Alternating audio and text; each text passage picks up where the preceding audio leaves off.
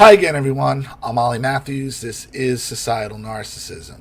This video is sponsored by contribution from Jacqueline. Jacqueline gave a general contribution, which I'll use for this video. So I watched about a minute and a half of this. It appears to be a therapist who, well, let's just get into it, shall we? Another one helping estranged parents. Hi there. I wanted to talk to you this afternoon about the emotions involved with adult child and parent estrangement. Feelings. Once again, we're going to talk about the abuser's feelings, which is why they were gone no contact with in the first place. That seems to be something looming big right now. It's all over. Of course, that's what's looming big, because that's all that matters to these abusers is their emotions and their feelings. How about dealing with the reality of their abuse? Over the internet, adult children who've chosen to estrange themselves from their parents or families, and the families. We haven't estranged ourselves. We've gone no contact. There's a difference. Who are heartbroken over it. And, a lot of the talk online that I've been watching, everybody has an opinion and everybody tries to squeeze everybody's situation into the same box, and it's just not that simple. It is that simple, because these estranged parents, again, are all running the same playbook. It is that simple. What these therapists or whoever do not understand is we have been dealing with these people our entire lives. We can see through them. We understand we got their playbook. We know what they're doing. That's why. This is not just on a whim. What might be the proper thing for a situation of significant abuse or neglect in a family is probably not going to be the same solution for a family where that is not the case. The solution is always the same. The solution is no contact. That's why there's so many of us who have all opted for the same solution. So that's one of the things that you can't do with this situation is you can't make comments, and people have some really nasty things to say online, and the fact is you can't. The nasty things, meaning what she's talking about is the abused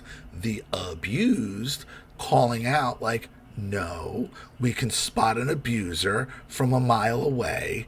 You're a narcissist, you're an abuser, and we can see it. To them, that's nasty. Can't lump everybody into the same box because everybody's situation is unique. Nonsense. You might be running a different play out of the same playbook, but the situations aren't unique. That is horseshit. So, the biggest issue that I see with all of the conversation online is that everybody's looking for a way to survive this. We already figured that out. We're not looking for a way to survive it. We know once we have gone no contact and the fog lifts and the clarity comes, we're not looking to survive anything. We're looking to keep the distance, to keep the boundary, to keep the no contact. It's the abuser that is looking for a way to survive this. And by survive, they're talking about hoovering the victim back in, gaslighting them, and flipping the script back on them. That's what we're talking about here. The adult child is looking for a way to survive whatever they're going through. We already figured that out. Often, the parents or grandparents who have been left behind, who have been told that they've left behind. Like, even her language, okay? Even her language is favoring the abuser. is buying in to this estrangement, victimization bullshit. There's no contact that's going to be going on with them anymore, are left trying to figure out, one, what happened. They know what happened. See, again, we're buying into this fucking lie that these abusers don't know why their children went no contact. They absolutely know. They just won't tell you. They know. They just won't say it. And now you got therapists here like, we got to treat their emotions. No, you got to treat the reality of what they've done. Again, oh, poor you and your emotions and your feelings. I'm sorry. The fact is, you're dealing with primarily abusers who put themselves in this situation. That's what you have to make them deal with. The reality of their own abuse. And two, how to survive it. So, of course, because I specialize in treating emotions, I'm going to... Of course you do. You specialize in treating emotions, not reality. You're the last person who should be a therapist treating people like this. To put myself out there and say the only way to survive this is to treat those emotions. No, the only way to survive it is to make these people face the reality of who they are and what they did. Now you're just going to pander to them. Now you're just going to pander to them. Oh, and let them believe that they're the victim. They're not. Because on both sides of the coin, you've got some heavy-duty beliefs, heavy-duty memories, misunderstandings, and... No, there were no misunderstandings. There were no beliefs. There were just realities. It's just reality. We didn't misinterpret anything from these abusers. This isn't just us being overly sensitive and we just didn't get the situation right. No. And now we have to deal with the emotion. Oh, the emotion of the poor abuser. Who cares? They did it to themselves. And significant feelings. Now, again, we're putting, the box of people who have been significantly abused and neglected in over here. That's not what we're talking about dealing with today. I'm talking about dealing with situations where that was not the case. How do you know that? Every abuser is going to tell you that's not the case. So acknowledging that there are legitimate abusers and there are legitimate situations, don't cut it. Every abuser is going to tell you it's not the case. How are you differentiating from the two? Where there wasn't severe abuse, where there wasn't severe neglect, but still... But they all tell you that. They all say that. They all say it wasn't real abuse. It wasn't real. It didn't happen. They all act like they don't know. So what are we talking about here? There's some issue that the adult child or children have with the parent. So, from the parent's perspective, the first thing that usually needs to get addressed is shock. It can be just an out-of-the-blue feeling, all of this. Right, but what's the shock? The shock isn't because it's out of the blue. The shock is, I can't believe that this person actually stood up for themselves. That's what the shock is over. It's not shock because they're surprised. They're not surprised that they're surprised that it happened at all. They're surprised that you grew a backbone. They're surprised that you're actually going to hold them accountable. That's what the surprise is. The surprise isn't because I was this wonderful parent and this is just completely out of the blue. No. Again, no. This is, again, refusal to hold the abuser accountable. Sudden, gone, and so treating a person, the adult, for shock of the situation would be an important thing to do.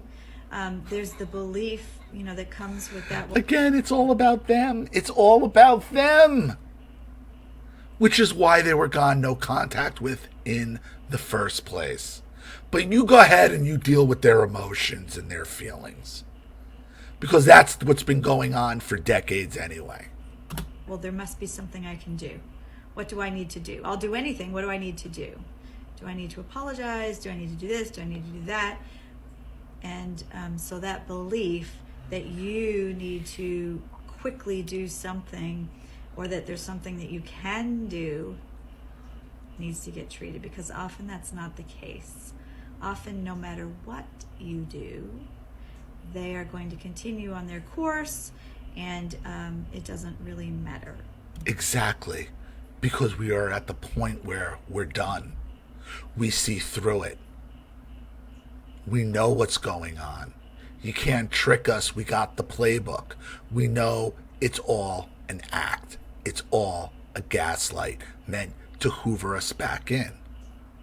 But instead of making these people deal with the reality of what they did to their children, no, we're going to treat your emotions as if you're some kind of pseudo-victim, and they're not. Sometimes you can make things worse by trying to do something. Because what happens is, something like that happens to you, you do go into an alarm state, you do go into a survival state, you do go into a desperation state, and some of the choices that you make... A desperation to get your supply back. Sure it is. But it's deserved. Did it ever occur to this woman that these people deserve what happened to them? Of course not. Of course they don't. Ache during that time can look very much like what the adult child might be accusing you of. So you're better. Don't reply, because you're going to fall into old hat, and you're going to show the world exactly why the child cut you out, why you've been gone no contact with. Off to try to treat the emotions that are coming up, the severe, significant, and extremely excruciating, painful emotions, and try to treat those, than it is to try to allow yourself to be in that survival mode, desperation state, and make some decisions or do some actions that won't help you in the end. So after that, treating that belief that there must be something you can do, that you need to do something, treating for rejection, the feeling of rejection, the feeling of abandonment, sadness comes up. All of those three things: rejection, abandonment, sadness. Those are probably the biggest things right there. Wrong. It's anger, rage, and entitlement. Anger, rage, and entitlement. Now, anger and rage could be pretty much, I guess, maybe the same thing.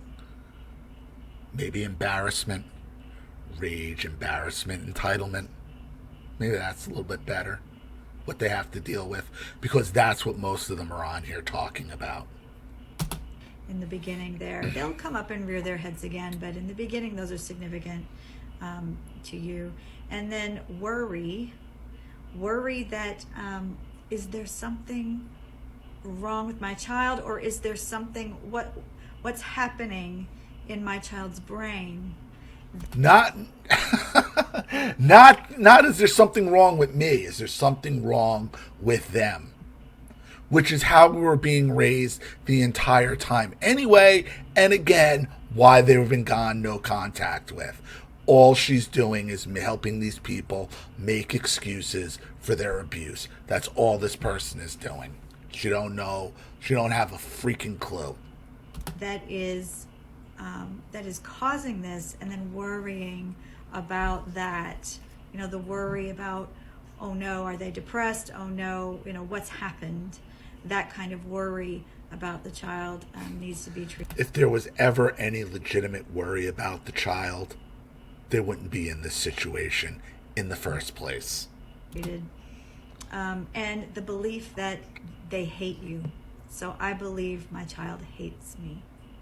I believe my child must hate me to cut off. A lot of times we do. A lot of times we do, and it's righteous hatred. It's righteous anger that we have. Off all contact with me, to not speak with me, to not tell me, what the problem is, and to continue to try to work it out.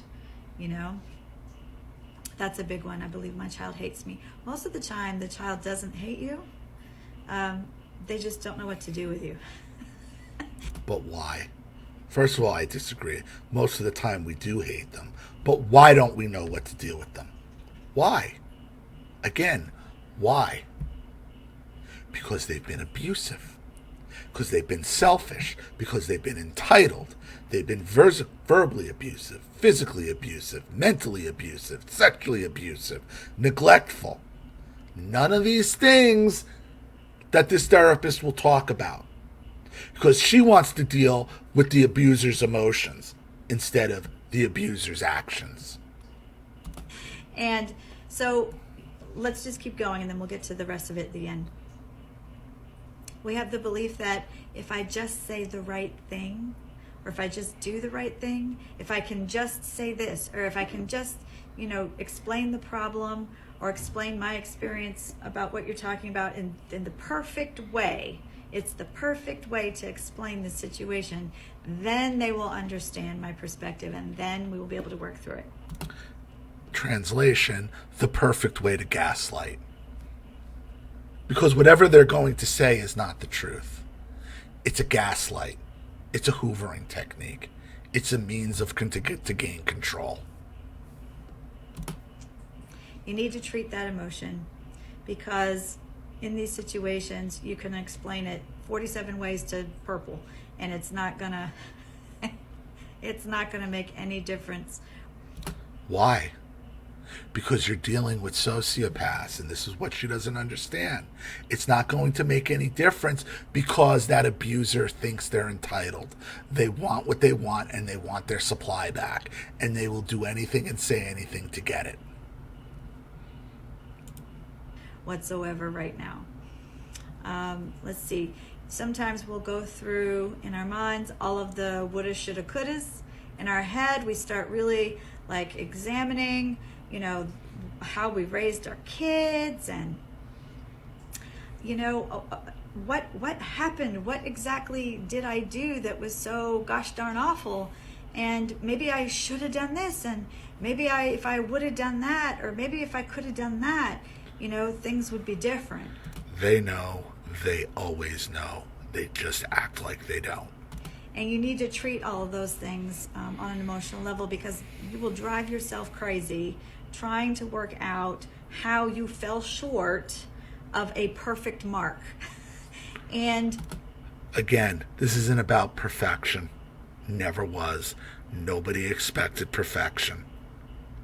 There are a million ways we all fell short of a perfect mark, but you can't do that to yourself. You'll be going round and round and round and round in your head trying to work it out. And so those emotions need to get treated so that you can just stop that brain from doing all of that if you can. Often, a little bit after the initial no contact starts, anger and rage show up, because you feel like it always starts with the anger and rage. Always. Always. How could you possibly put me in this position where I feel so unappreciated, where all of the blood, sweat, and tears that I put into you and raising you are blood, sweat, and tears, i.e. money, and there are no blood, sweat, and tears. Again, these people did the minimal of what they had to do. The minimal of what they had to do. They didn't raise us. We raised ourselves. Are completely unacknowledged. And so treating those emotions of feeling like everything that you put into that child is now unacknowledged, unappreciated, and things like that. And you may have, again, credit for shit you're supposed to do. It's meaningless. maybe have had a conversation in trying to correct matters where your child, has accused you of, going through all those things just to make yourself look good or something like that. Yeah, because it's meaningless. It doesn't matter what you did if you pile it on top of a lifetime of rage and abuse and mental abuse and physical abuse and name calling and competitiveness and sabotage. It doesn't matter.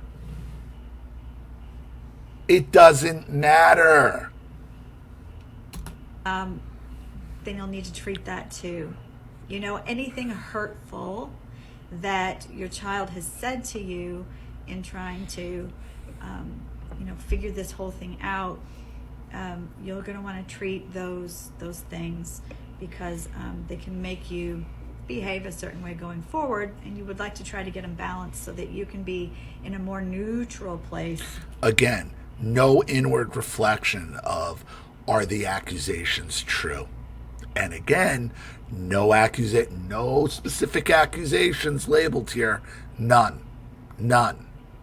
Just innocent, good parents whose children just went crazy and cut them out for no good reason. The goal here is to put you in a very neutral place so that you can heal yourself, so that you can go on with your life and allow them to go on with theirs, and always with the hope that there will be an opportunity, a time for reconciliation. But in order for that to go well, you have to be able to treat all of these emotions that may, put you in a position where you could say something or do something that maybe it wouldn't go well when that opportunity arises. Oftentimes you need to treat desperation, especially, where there may be grandchildren involved or something like that you already have a relationship with, and now those children are being kept from you. The desperation to know. Again, not even an inkling of of inward reflection of, hey, maybe this is deserved. None of it. Because like I said, every one of these estranged parents will sit here and claim they don't know why. So how does she know the difference? She doesn't. She takes everybody at their word. How those kids are doing, to, the feeling that you don't want those kids to think that you don't want to see them, and things like that. All of those emotions need to be treated so that you can feel a little calmer. It's not like it'll go away. You're always going to want to see those kids because you love them. You have your own relationship with them outside your adult child. And so you're always going to want to do that. But at the moment you can't. So treat those emotions about the worry about the grandchildren if you can. Worry about their emotional health and how they're handling all of this. Try to treat the emotions, the beliefs. I believe they're not going to handle it well. Any thoughts you have in your mind, automatic negative thoughts that you have about how they might be faring or not faring or whatever. Just try to remain calm, get those emotions treated, make yourself in a neutral position. And then ultimately, treating loss and treating letting go, getting treated for letting go, because, holding on to this is not going to help anyone. You need to be able to move on in a happy way with your life. They'll never move on. That's the problem. And you ultimately need to let them heal whatever it is that they need to heal. And that's really what we want for our kids, right? We want to heal with you away from us. The only way to heal and stay healed is to keep them out of our lives. Them to be able to heal whatever is wrong.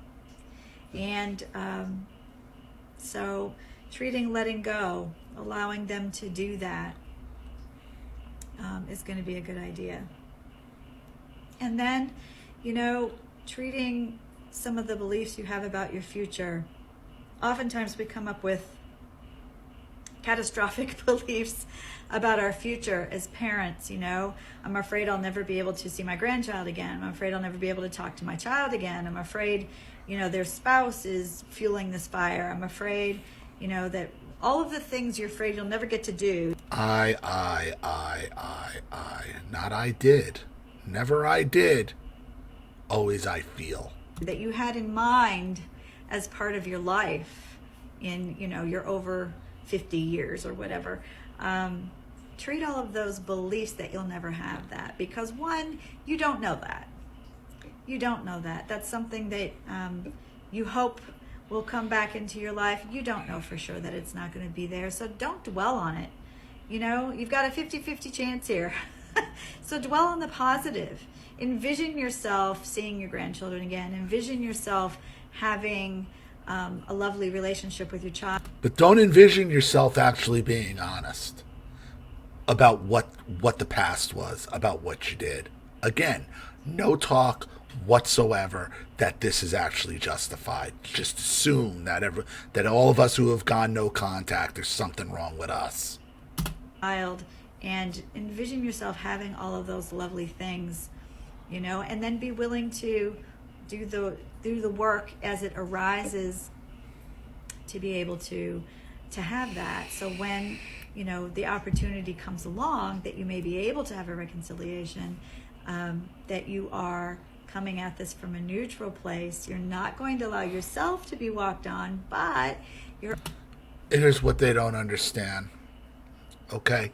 Any reconciliation that would have to come with you admitting what you did. And that's never going to happen. So she's understand, if you're considering a reconciliation with these estranged parents, they're learning how to stay neutral so they don't have to take any responsibility for anything they've done. To try to come off guilt-free to you, to gaslight you into thinking that you're still wrong and that you better be the one to apologize. You're also willing to explore whatever it is that needs exploring to get this reconciliation to come together. So anyway, those are my thoughts. What is that? Whatever it is that needs exploring, meaning your abuse, meaning your actual abuse. On the different emotions that can be treated for the parent or grandparent of an adult child who has chosen to estrange themselves from the family. I hope you find this helpful and watch for more to come. No. More estranged parent nonsense. No accountability, no self-reflection. Worry about your own emotions and your own feelings. Not about reality. And that's where we're at. So, thank you, Jacqueline, for the contribution. I really appreciate it. Thank you to everybody watching. Please leave any opinions in the comment section below. And again, if you want your story read on the channel, you have a topic you'd like me to cover, something you'd like to expose, you'd like to set up a Skype, a phone call, have a private video made, you'd like to sponsor a video like this for someone who needs help and can't afford it, or just make a contribution to the channel in general to keep it supported, growing, and successful, because this channel survives 100% on contributions from all of you. Without you guys, all this goes away. So if you like what you see here and you want to see more videos like this, you know what to do with either the Cash App, Zelle, PayPal, and email links in the description box below. Also, please like and share this video wherever you can. Subscribe to my channel if you haven't, and be sure to click the subscription bell to be notified of all my video uploads. Also, be sure to subscribe to both my Rumble channels. Follow me on Twitter and Telegram as well. I'm Ollie Matthews. This has been Societal Narcissism. Take care, everyone.